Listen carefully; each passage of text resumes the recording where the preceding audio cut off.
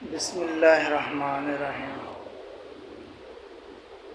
بھروسہ صرف اللہ پر ہونا چاہیے، کیونکہ انسانوں پر رکھا گیا بھروسہ یا تو توڑ دیا جاتا ہے یا چھوڑ دیا جاتا ہے۔ زندگی کے کچھ موڑ ایسے بھی ہوتے ہیں جہاں توقعات سب سے زیادہ زخمی کرتی ہیں، جن پر سب کچھ لٹایا وہی بیگانہ نکلتے ہیں، جنہیں دل کی گہرائیوں میں جگہ دی جائے وہی کنارہ کشی کر جاتے ہیں۔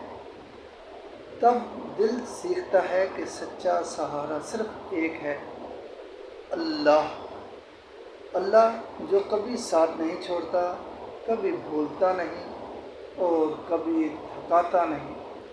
توکل کا مطلب یہ نہیں کہ ہر خواہش پوری ہو، بلکہ یہ ہے جو کچھ بھی ہو اس پر دل مطمئن ہو، اس یقین کے ساتھ کہ وہ فیصلہ رب کریم کا ہے اور بہتر ہی ہوگا۔ اے اللہ، ہمیں وہ دل عطا فرما جو تیرے سوا کسی پر نہ جھکے، اور وہ یقین جو تیرے سوا کسی سے نہ جڑے۔